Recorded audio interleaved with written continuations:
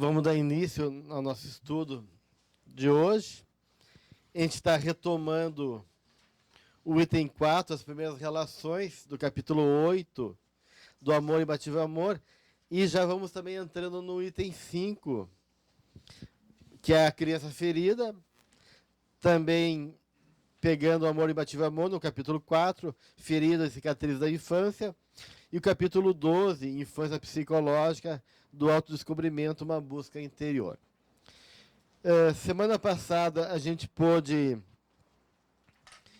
trabalhar mais ou menos de maneira geral dois aspectos que são fundamentais para a formação da identidade desse ser que está em formação psicológica, em maturidade física, que é a questão do corpo e a questão dos pais, né? Então a gente viu mais a questão do corpo, quanto esse princípio de ligação entre o espírito e o corpo é importante estar equalizado, harmonizado, e que por processo, seja do passado, onde esse espírito, por algum motivo, rejeita ou não entende as necessidades físicas, ou por processo que envolve também algum tipo de perturbação grave da relação desse bebê, seja na gestação, seja na relação com essa mãe, com esse pai, pode haver uma cisão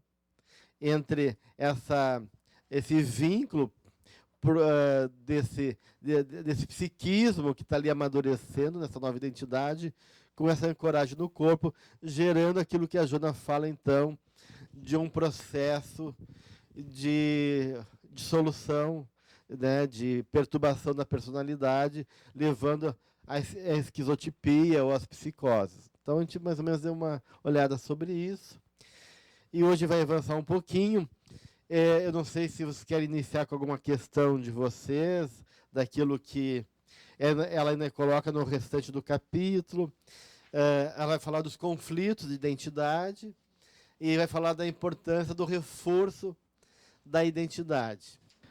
Bem, então, o que já misturando um pouquinho com o capítulo da criança ferida, o que a Joana vai colocar, né, que há uma tendência, né, a gente sabe que sim, do ponto de vista psicológico, na visão basicamente do Jung, a criança, mais ou menos até os 5 anos de idade, ela vive muito inconsciente dos pais. Né?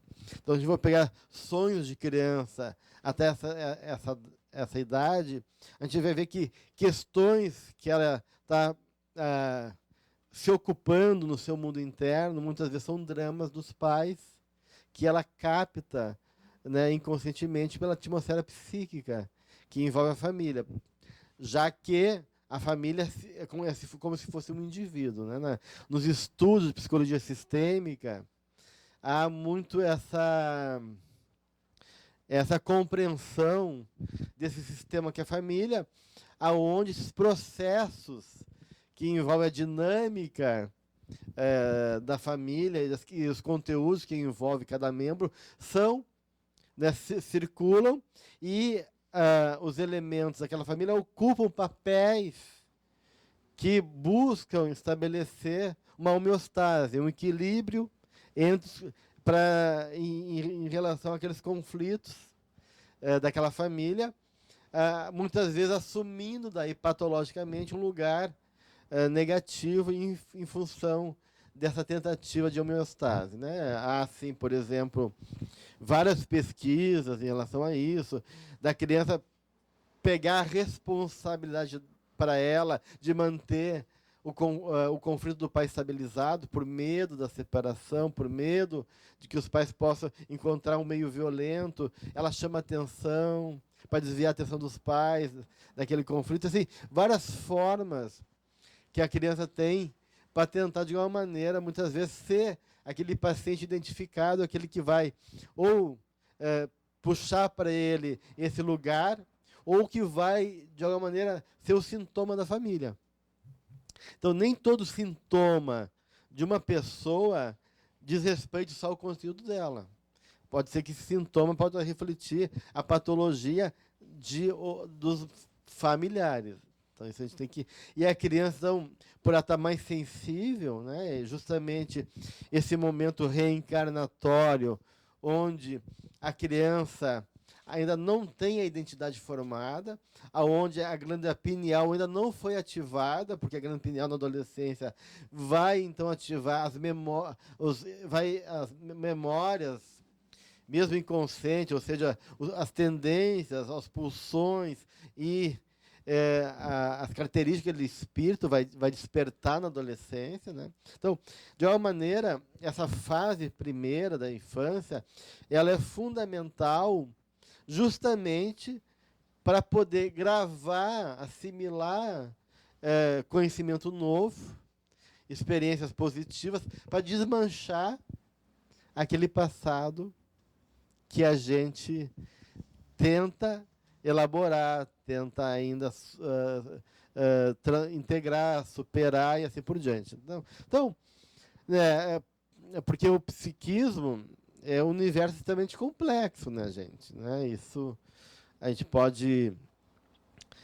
a gente tem uma vaga consciência do que representa o nosso mundo. A gente tem então uma superfície, que é esse mundo do ego, que envolve essa identidade do eu, que reflete uma realidade que é muito parcial. Porque no nível mais subconsciente e mais inconsciente, existe um universo de milhões de anos, de experiências, de dramas, de questões, de emoções, de conteúdos que a gente carrega e que estão muito vivos. Né? E mesmo que a gente não tenha acesso direto a esse material, estão ali agindo. Então é importante, porque esse processo do passado ele tem que ser ou drenado, ou trabalhado no sentido de ser superado, ou integrado de alguma maneira, no sentido de poder, de alguma maneira, ser dado uma direção positiva a esse mundo interno. Então, tem todo um processo que tem que acontecer. Então, se eu não agregar coisas novas, em termos de conhecimento, em termos de experiências positivas, em termos de uma instrumentalização, eu repito muito facilmente aquele passado. Eu fico muito preso lá. E por isso que é necessário essa fase infantil, justamente porque ela pode assimilar de maneira mais fácil e criar uma fantasia nova, né, que é nessa nova identidade que está sendo, que me faça eu acreditar que eu sou melhor do que eu era. Que eu tenho recursos novos, eu vou ter recursos novos, né? E poder fazer frente àquele universo todo que ainda tá latente em mim. Então, é fundamental essa infância, porque o bebê, a criança, está mais suscetível pelo tipo de vínculo com os pais, pelo tipo de psiquismo que ela tá vivendo, um psiquismo que ainda não discrimina diretamente, que fabula muito, que está muito no mundo do imaginário, né? Que onde a realidade e o imaginário ainda se confunde. E ela poder trazer novas marcas daí positivas que possam favorecer o empreendimento dessa encarnação. Então, por isso que é tão importante essa fase da estruturação dessa identidade. E assim como essa fase pode ser muito favorável, ela pode também ser algo que marque e desestabilize, que em vez de ajudar, possa, de alguma maneira, ser algo que reforce ou que impeça a mudança ou que acaba, de alguma maneira, ainda problematizando mais os conflitos que já existem dentro daquele espírito. Então, tem tudo isso acontecendo nesse primeiro momento. E aí a importância dos pais. Então, semana passada a gente falou da importância do corpo, agora falar um pouquinho mais da importância dos pais na estruturação dessa identidade, né? Porque o self, que é o espírito, que é essa imagem da totalidade, ela vai ser projetada na figura do pai e de mãe. Então, a figura do pai e da mãe acaba ocupando esse lugar divino, né, de uma autoridade, e que a criança da qual a criança depende. Então, essa dependência emocional do bebê e da criança, até certo ponto, ajuda que esse vínculo, né, tem toda a teoria do Bowlby, do apego, enquanto esse apego ele tem um processo que é importante, mas que depois pode gerar também conflito em cima desse apego, desse vínculo, a dificuldade de desapegar e estabelecer relações de dependência, etc, etc. Mas, de alguma maneira, esse vínculo é fundamental, né? Então, a criança acaba desejando, esperando e reconhecendo na figura daquele pai, daquela mãe, figuras míticas também, né? Figuras míticas, não só a pessoa, né? A mãe é a Virgem Maria, a mãe é a bruxa, a mãe é todas as figuras míticas, porque a criança está, de uma maneira, e vivenciando aqueles conteúdos de maneira emocionalmente intensa. Então, o pai e a mãe acabam sendo essas figuras que vão representar forças arquetípicas. E a imagem do self nesse primeiro momento, né? Então, a autoridade e o poder emocional que o pai e a mãe ocupam na vida psíquica da criança é muito grande, né? Justamente para a gente poder, de alguma maneira, ajudar esse serzinho a construir esse reconhecimento a partir do olhar desse pai e da mãe, de mim mesmo, numa estrutura que a gente espera que seja favorável. Só que nós, adultos, que também já fomos crianças, né? Assim como nós esperamos dos pais, adultos responsáveis, maduros, capazes, né? Nós também, né? Os filhos também esperam isso da gente. E muitas vezes a gente carrega os nossos conflitos, seja de vidas passadas, seja de educação, e não somos esses adultos tão amorosos, tão maduros, né? Assim como a Juna coloca, que quase na sua totalidade, todos nós carregamos uma criança interna ferida. Ela vai falar sobre isso, né?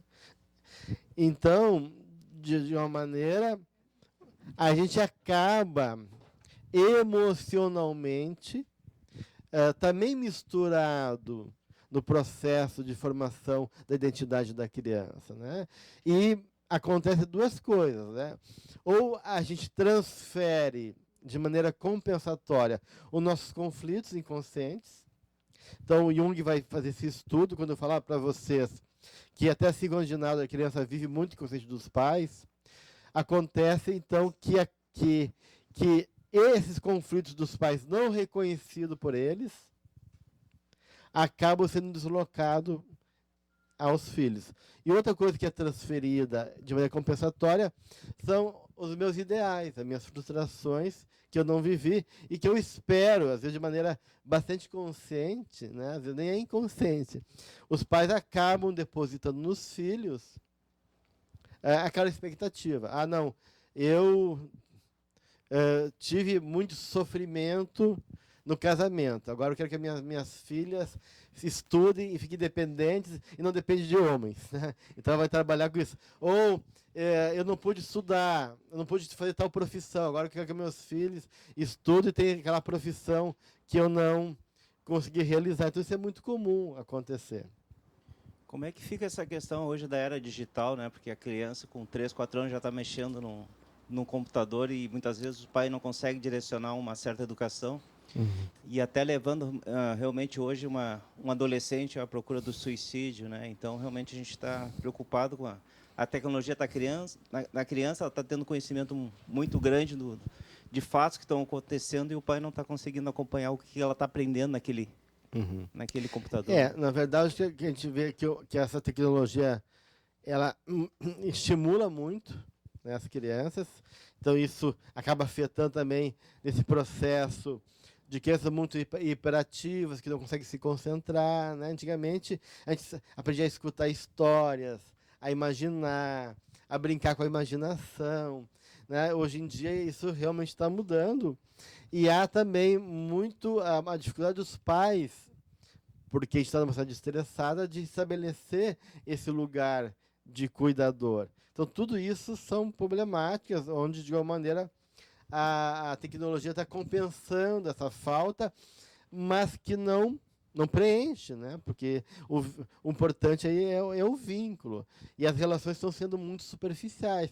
Então, isso, como a gente já viu em algum momento aqui, faz com que as crianças não discriminem muito bem, do ponto de vista do sentimento. Isso gera uma série de perturbações, de confusões a nível do vínculo, das relações e do lugar que ela vai ocupar no mundo. Então, a gente vê uma série de problemas, né, em relação a comportamentos e crises e dificuldades de avaliar, de responder eticamente, de compreender a dor do outro, de separar emoções e assim por diante. Então, a gente está num momento delicado da nossa realidade humana, né? E isso, fatalmente, mas daqui a um tempo a gente já está vendo um reflexo disso, né? Mas mais tarde isso vai estar mais potencializado. A gente vai ter que rever uma série de coisas a nível de educação e de comportamento, né? Bem, então, que a Joana vai colocar, né? Esse bebê tem anseios, né? Ela diz, não, a gente está nas fantasias, anseios, necessidade de prazer, de ser amado, de ser compreendido, de ser acolhido.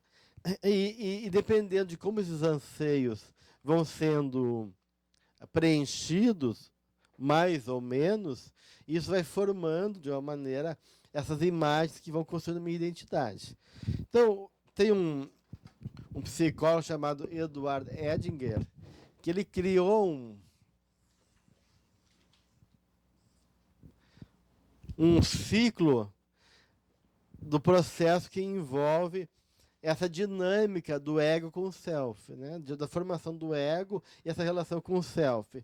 Então, a criança, ela está num estágio, num primeiro momento, que a gente chama de uma inflação ativa. Ou seja, uma fantasia onipotente do bebê. Porque, como eu falar para vocês, não há separação ainda dele com a totalidade da realidade. Tudo é um pedaço dela, né? Então, a criança, nessa fantasia, ela pensa que tudo é parte dela. E que ela pode tudo, né? Então, chama de uma inflação ativa. Aí, na medida que ela vai viver dessa inflação ativa, vem o momento que a vida dá um corte. Um corte. Qual é o corte? A vida não responde aos meus anseios. A vida não responde à minha necessidade. A vida diz, puxa, tu não pode tudo, ou as tuas necessidades não são preenchidas na totalidade. Então, seja na figura do pai ou da mãe, que vão dar esse corte quando ela está um pouquinho maior, seja na educação, na repreensão, seja no próprio processo da vida, nos processos de enfermidade, de dor e assim por diante. Então, na medida que dá esse corte, essa criança faz o primeiro processo de reflexão, de elaboração desse self-ego, naquilo que a gente chama de integrado do self, ou seja, partes minhas, que eu sou um self, né? Eu sou um ser, uma totalidade, partes minhas estão sendo integradas, ou seja, vividas fora de mim também, projetadas na figura do pai, da mãe, da vida. Conforme esse processo vai se dando, esse integrado ele vai ser reintegrado com uma parte minha, uma parte do meu ser. Eu vou integrando, formando a minha identidade psicológica, a minha noção de eu, ou seja, a minha identidade. Então, dentro da vida vai ter várias rupturas, que na verdade isso vai acontecer a vida toda, né? Então, vem um corte, eu me sinto aí apartado da vida, há uma separação, né? Eu com a vida, seja da minha mãe, seja porque a vida me deu uma frustração, e eu me sinto, então, rejeitado. Há uma rejeição. O mundo não respondeu à minha necessidade. Aí eu fico que nem bichinho assustado, né? Ou fico assim, o que aconteceu? Fico atento, vai vir mamar, não vai vir mamar. Eu já chorei, eu já esperneei, eu fiz tudo que eu sabia e não veio ainda. O que está acontecendo, né? A criança, né? E de repente veio, né? E não vem, ou vem de um jeito estranho. Então essas coisas todas vão começar a acontecer. Daí ela tem que, de alguma maneira, atrair aquilo que ela necessita. Né? Tem que se reconciliar com aquela figura de self que está representada na mãe e no pai. Quando a criança começa a compreender, isso é mais evidente.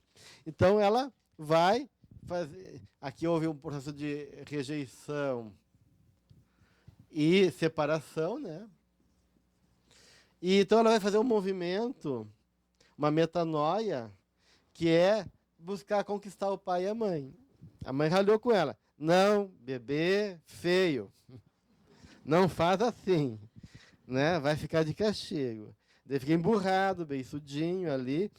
Mas ele precisa, ele vai fazer um movimento de, tá bem, mamãe, o que tu espera de mim? Né? De manhã, meu queridinho, viu? A mãe que só quer teu bem, não é? Não faz assim, a mãe te adora. Blá, blá, blá. Daí ele começa então a voltar, a se reintegrar com essa mãe que representa a projeção do self. Daí a mãe aceitou ele para que está tudo bem. Daí ele esquece que ele não é o self, né? E começa uma inflação ativa, como se a mãe tivesse tendo subordinado as vontades dele. Daí ele se torna o reizinho de novo, o self, onipotente, testando aquela mãe, aquele pai, né? Que as crianças testam a gente, né? Os cachorros fazem isso também, né? Os animais fazem isso. E aí o que acontece? Ela começa a querer vivenciar a sua onipotência e vem a vida e corta de novo. Vem uma nova fase e assim vai. Então, durante a vida, a gente vai ter sucessivos movimentos de separação, de inflação, corte, separação, integração, inflação, corte, separação, elaboração, né? E assim a gente vai fazendo um processo até chegar numa posição mais adequada na formação da minha identidade e na relação eixo-ego-self, dentro de mim e na minha relação com a vida. E aí, conforme for sido esse processo, esses desintegrados do self ou vão se integrar positivamente como parte minha, ou vão ficar desintegrados, separados de mim, que eu não reconheço, ou assimilar de maneira negativa, com uma imagem negativa, e uma parte minha que, em vez de ser favorável, se torna negativa. Então, eu posso assimilar uma mãe negligente ou um pai violento e eu tenho um complexo paterno ou um complexo materno negativo. Então, eu não aprendi a cuidar de mim, porque eu não me senti valorizado, reconhecido e atendido às minhas necessidades. E eu me abandono. Eu tenho uma mãe que me abandona. Tem uma mãe dentro de mim que me abandona, que repete esse padrão. Então, tem uma mãe negativa.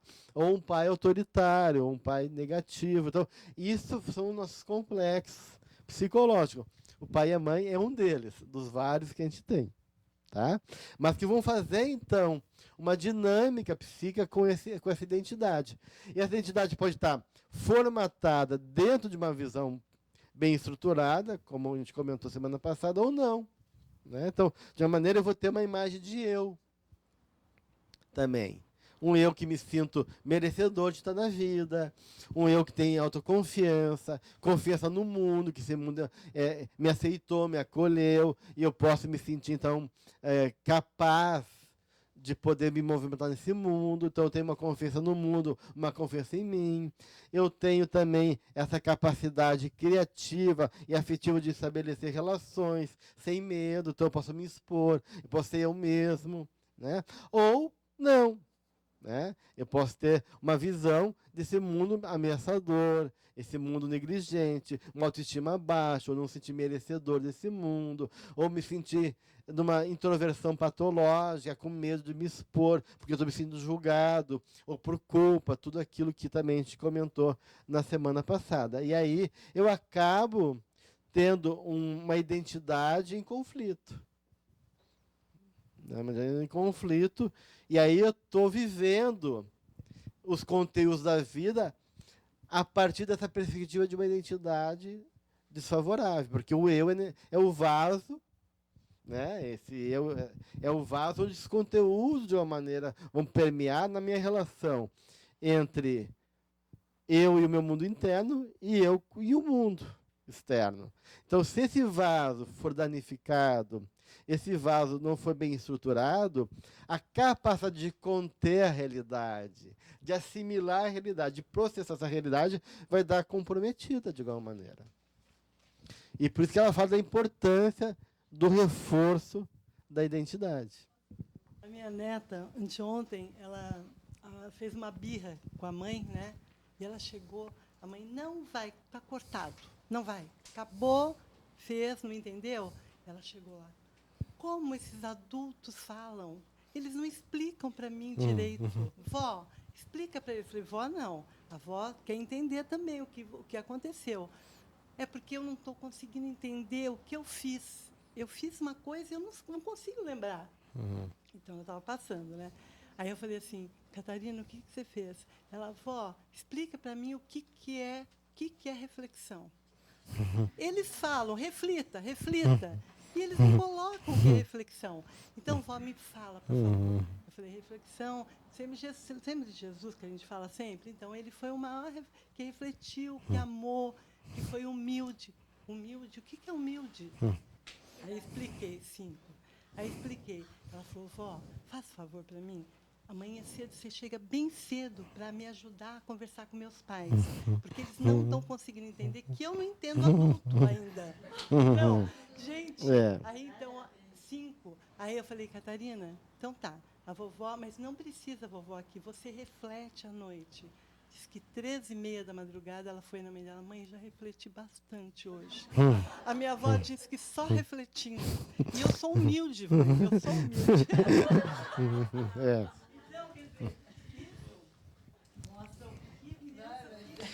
Na verdade, o que acontece é que às vezes o adulto não consegue chegar no nível de compreensão da criança, né? Porque a criança realmente às vezes não entende. Ela não, uma que além de não entender, ela não consegue expressar também, ainda do ponto de vista verbal, as coisas que acontecem dentro dela.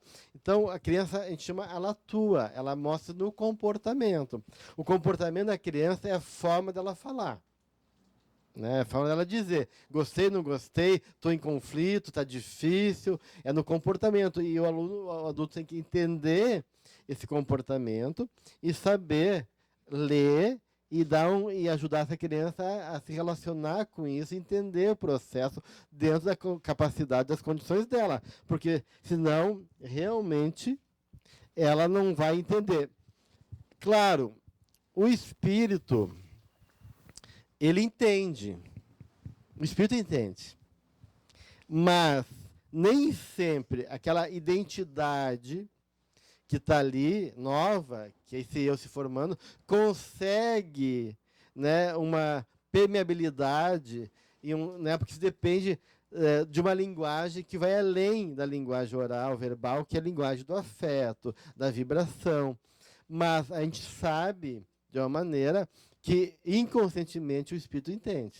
Tanto é que existe tratamentos, né, tem um caso de uma médica francesa, não sei se é médica ou psicóloga, eu não me lembro exatamente, que trabalha com terapia de bebês.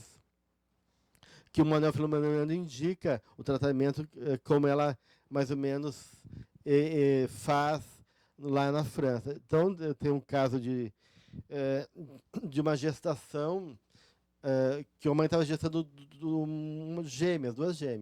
Né? E uma delas faleceu no parto. Foi a óbito. E ficou a outra. E acontece que essa que ficou, entrou em depressão. Entrou em depressão e não conseguia assimilar o leite materno. Por mais que se tentasse, por mais que houvesse um movimento em favor de... Né, a própria fome, o estilo de vida faz... né, graças a Deus existem esses instintos todos, faz que a gente possa fazer um movimento em favor da vida. Mas, mesmo assim, não era o suficiente para reverter o quadro. E ela estava definhando, estava morrendo. E aí os médicos não sabiam o que fazer, chamaram essa terapeuta. Ela pegou e conversou com o bebê como se ele fosse um adulto. Fulaninha, eu sei que tu tá triste pela perda da tua irmã, que tu era tua companheira e ela se foi logo agora, no início dessa tua trajetória de vida. E talvez tu não se sinta merecedora, né? Ou se sinta culpada, ou não se sinta capaz de levar isso, por causa que a tua irmãzinha não está aqui contigo. Mas eu quero te dizer que nós precisamos de ti. E que tem uma mãe e um pai que te amam e que estão tendo uma expectativa de te ter perto deles. Já perderam uma, o que acontecia se perder duas? E foi falando com ela. Em uma semana, 10 dias, ela começou a reverter o quadro. Né? E o Manuel Flamengo de Miranda, ele fala que com crianças pequenas, quando são crianças assim pequenininhas, tu poder deixar elas dormirem e falar para o espírito em voz alta, como se estivesse acordado, ouvindo, mas na verdade o bebê está dormindo. Aí tu fala e trabalha as questões que tem que ser trabalhadas. Então isso não acorda. A criança está dormindo e continua dormindo. Não, às vezes não acorda. As crianças dormem assim, às vezes um soninho bem, né? Nos primeiros anos de vida, né? Mas isso pode ser feito um pouquinho mais, se for o caso, né? Claro, até uns 4, 5, né? Gelson, como é que corta esse ciclo? Por exemplo, se tem uma mãe negligente, um pai violento, e daí aquele filho leva adiante aquilo, e daí os filhos dele levam adiante, porque se forma, né? Uma maldição familiar. Uma egrégora. Isso mesmo. Como é que corta isso? E como é que corta isso? O que a Joana fala nos capítulos dela? Então, assim, o que ela vai falar? Na medida que a gente tem essa consciência, que a gente é um espírito imortal, e que os valores que nos regem são valores desse âmbito, é o que ela vai falar, a gente tem que começar a fazer um diálogo, né, entre essa identidade que se sente diminuída, ou afligida, ou neuroticamente aprisionada, com essa compreensão dessa dimensão do self. Eu sou um espírito imortal, eu vim aqui para ser feliz, eu não sou essa identidade, eu sou muito mais do que isso.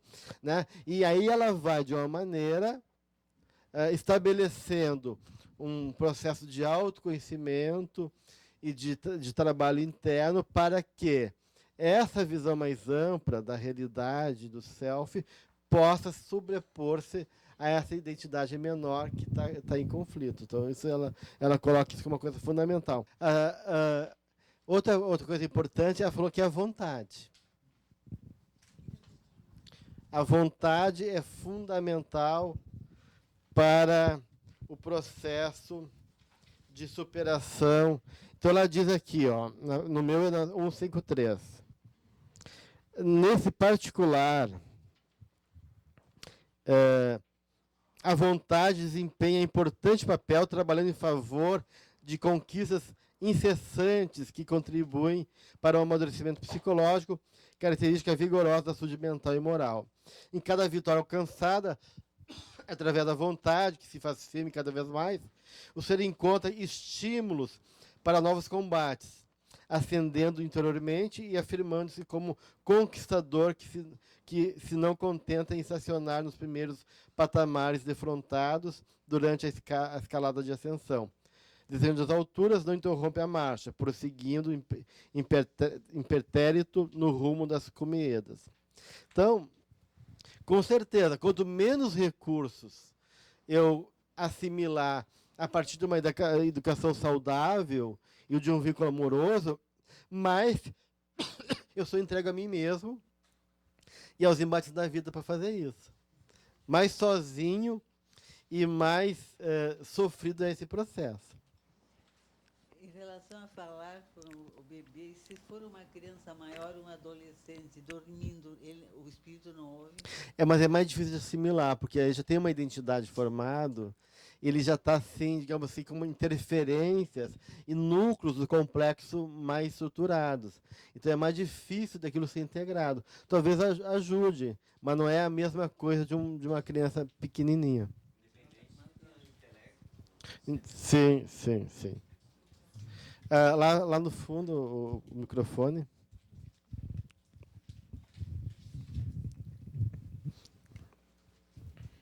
Nessas questões aí, eu me lembro quando eu trabalhava com crianças especiais, até uma idade a gente conseguia acessar isso com as crianças. Uhum. E ela se desempenhava, então aí vem a questão da vontade do espírito, né? Ela se empenhava muito mais em fazer as coisas, em dar uma resposta, porque a gente via que tinha um desenvolvimento, alguma coisa que acionava isso dentro da criança. Tinha alguns que eles conseguiam desenvolver também, outros com mais dificuldade. O autista era uma outra maneira que eu conseguia acessar, era quando a gente trabalhava com ele na piscina, então eu conversava muito, então eu tinha essa técnica de conversar com a criança para que ela soltasse mais e fizesse um vínculo e conseguisse desempenhar melhor e fazia uma caminhada melhor. Em 3 meses, assim, a gente tinha uma resposta. Quando a criança, né? Claro, depende de cada espírito, né? Tem espíritos que são mais renitentes e mais difíceis, mais fechados. E tem espíritos que são mais cordatos e que, com um vínculo, com um estímulo, conseguem aproveitar mais, né? Então, a gente nunca sabe como é que vai ser a resposta, né? Em termos de desenvolvimento, mas a gente vai tentar, através de estímulos e de uma rede de apoio, criar condições para superação, para mudança daquele comportamento. Mas isso é um processo que envolve também a dinâmica de cada indivíduo. Gelson, tem uma parte aqui que a Joana fala como um bom direcionamento do senso da identidade. Que a minha dúvida seria se isso é importante somente lá no início ou se depois, para esse resgate, ainda é possível fazer, que ela fala em percepção do desejo, reconhecimento da necessidade e consciência da sensação corporal. Se depois que feito... Não, isso é mais importante ainda depois. Depois? Porque se tu não tiver isso, essa estrutura, isso é um mecanismo que ela está dizendo como processo importante, né? Que é um processo realmente de tomada de consciência, porque a identidade é um processo também de despertar da consciência do eu. E às vezes eu não tenho consciência do eu. Eu estou tão identificado com o padrão do complexo, que o meu eu, a minha identidade, está fusionado com uma persona, ou com a sombra, né? Com da consciência coletiva. Então, na verdade, eu tenho que ter um distanciamento também de mim, para mim poder me perceber. E aí que essa tomada de consciência, que envolve também esse reconhecimento, mas, na verdade, quem sou eu? O que me move? Qual é o meu desejo? Aonde eu me perco? Onde está a minha dificuldade? Eu poder perceber meu corpo. Tem gente que não tem consciência corporal nenhuma, né? Então, todo esse exercício de percepção, de discriminação, de tomada de consciência é fundamental nesse trabalho do reforçamento da identidade que ela coloca aí. E isso se faz em qualquer momento da vida. Se tu não tem isso, tem que começar de algum lugar. E começa daí, dessa tomada de consciência, de poder tomar pé de mim mesmo. Porque o que acontece? Eu crio aquelas defesas. Eu crio defesa. E nas defesas eu me defendo automaticamente, de maneira inconsciente também. E isso faz com que eu fique apenas ou paralisado no processo, ou na defesa, conseguindo apenas conter o conflito, mas não elaborar e transformar. Então, esse ego, né, e esse ego cada vez mais que eu tenho consciência de ser o maior, eu sou um self, e se eu conseguir dizer, não, mas espera aí, por que eu me sinto desmilinguido? Por que tenho dificuldade de falar em público? Por que frente a uma pessoa de uma autoridade eu me sinto infantilizado, uma criança incapaz? Eu poder me permitir olhar para isso, né? Por que quando a pessoa quer me dar um afeto, eu não consigo me entregar? Porque eu não consigo reconhecer tal coisa. Eu reconheço minhas necessidades. Então, poder se perceber, né? Estando naqueles potenciais, como nas dificuldades, e como até percepção, mas por que eu estou tenso agora? Todo o trabalho de trauma, existe todo um trabalho da Sociedade Brasileira de Trauma, um trabalho básico, né, que são trabalhos que são feitos em situações de pessoas traumatizadas por guerra, por violência, começa pelo corpo. Começa pelo corpo. Então, são exercícios que a gente começa a fazer e até assim, exercício até de recuperar a memória. Como é que o meu corpo, como é que está meu corpo? Estou relaxado, estou tenso, onde eu tensiono? Agora eu vou recuperar uma memória boa. Como é que eu sinto o meu corpo? Quando tem uma memória negativa, como é que o meu corpo reage? Então, esse exercício de compreender a resposta do nosso corpo é fundamental também. É bem importante, principalmente em processos que são muito regressivos, muito arcaicos, muito traumatizantes. Então, a questão do corpo aí é uma questão bem importante. Mais alguma questão até aí?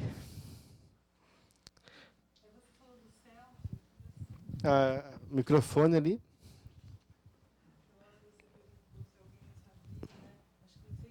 Essa pergunta, o que aqui tá, eu acabei de ler, o self, por sua vez, se estrutura e se fixa através do sentimento. Então, ele só ocorre através desse desenvolvimento saudável que a gente tem no sentimento. Porque o sentimento é a experiência fundamental de pertencimento, né? O ser amado, porque é a experiência necessária do bebê, de todos nós, se sentir pertencendo, que é uma experiência de ser aceito, que é a primeira, do ponto de vista de alguns psicólogos, é a primeira base da formação de uma pirâmide de necessidades que o indivíduo tem. Então, a primeira base é a confiança básica. Se não tem a confiança básica, todo o resto fica comprometido. E essa confiança básica é a partir desse sentimento de pertencimento, de ser amado, de ser reconhecido, de ser aceito, de ser referendado, de um olhar acolhedor positivo, de um olhar que compreende a minha necessidade. Então, o sentimento é fundamental. E aí, isso é outro exercício fundamental. Compreender o que a gente sente. Jung vai dizer que a grande maioria nem sabe que tem sentimento, né? E que dirá que sentimento existe. Então, é bem importante a gente poder, para além das nossas emoções e das nossas respostas comportamentais, tentar entender o sentimento que está por trás. Porque a gente entendendo o sentimento, a gente vai entender qual é a nossa necessidade, quais são as questões que estão em jogo ali. E poder trabalhar nesse nível do sentimento. Até porque, de alguma maneira, essa ferida narcísica que o Freud coloca, né, que existe, né, em algum momento, algum tipo de frustração, de não reflexo positivo, ou de uma sensação de desamor, mesmo que seja uma fantasia, né? Não precisa nem ser porque às vezes a gente já tem no nosso núcleo psicológico de outras vidas culpa, medo e um processo de autopunição, e às vezes a gente interpreta também a realidade a partir dessa dinâmica que a gente já traz. Então, às vezes tem uma fantasia que a gente não é amado. E nem sempre essa fantasia é verdadeira, mas a gente acredita nela, né? Então, para nós, aquilo é verdadeiro, né? Mas, de uma maneira, em algum momento, essa ferida vai ser trazida à tona na nossa história de vida.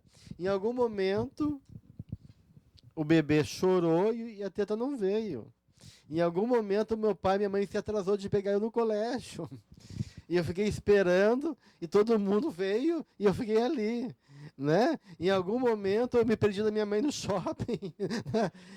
Então, em algum momento, tu vai ter uma experiência de desamparo, de frustração, de, entre aspas, abandono ou de rejeição.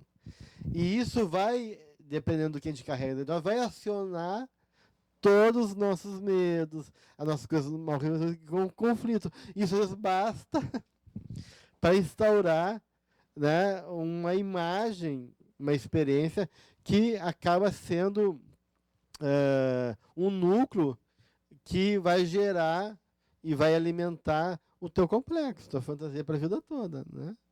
Aí tu diz, eu fiquei traumatizado, né? Não é que tu ficou traumatizado, é que aquela situação, ela potencializou ou desencadeou um processo que já existia dentro de ti. Porque como a gente não é uma tábula rasa e já trazemos de outras vidas tendências e conteúdos, às vezes basta um simples elemento para gerar, assim como pessoas que enfrentam uma série de frustrações e rudezas da vida e ficam na boa. Né? A questão da resiliência, né? que é resiliente, que consegue lidar com dificuldade, com frustrações, com experiências difíceis e consegue ter capacidade de poder confiar, ter esperança, lidar com frustração, não ficar colado naquilo e sair até mais fortalecido daquela experiência. Então, isso depende daquilo que a gente carrega também dentro da gente. Mas, invariavelmente, essa experiência da ferida, da dor, da frustração, do desamparo, da solidão, da rejeição, a gente vai viver em algum momento da nossa vida. Ou seja, na adolescência, a gente se apaixona, a pessoa não está nem aí para a gente, ou a gente fez um trabalho maravilhoso, aí tirou nota baixa, o outro não fez, a gente fica se sentindo injustiçado. Ou seja, essas coisas são da vida, gente. São da vida. A morte de alguém, a perda, né, de alguém, tudo isso, alguma separação importante, né, de vínculos, desencadeia, tudo isso pode servir para essas experiências da criança ferida. Tá? Vocês acham que é necessário ter mais um encontro sobre a criança ferida? Ou cada um trata da sua criança ferida? A gente está resolvido. Acho que é importante. A gente não chegou a tocar muito nela. Vocês querem um encontro mais? Oi? Oi? Então, daí a gente vai para o item. Porque, na verdade, tudo isso é interligado, né, gente? Claro, eu não falei dos problemas que a criança ferida causa na gente, né? Mas isso está ali na Joana, né? Tá bem claro, eu acho. Acho que não tem maiores problemas de olhar, né? De quando a criança acaba criando exigência, impondo coisas, entrando na hora errada, né? E aí a nossa criança ferida acaba gerando um campo de conflito, ou de expectativa, ou de fantasias que, em vez de ajudar, acaba complicando a nossa história de relações e nosso lugar no mundo. Tá? Mas está na Joana de Ângeles. Então, você dá uma olhadinha no capítulo ainda, a gente vai para o item 6, mas se tiver alguma questão que tem ainda de interesse de vocês, daí a gente pode, no início da outra semana, abrir para alguma pergunta, para algum questionamento em relação ao item 5 ainda. Tá? Então, a gente vai para o item 6, estudo sobre os sentimentos e emoções. O capítulo 9, Emoções e Sentimentos, uma compreensão psicológica espírita, do livro Refletindo a Alma. Certo? Então, uma boa semana a todos.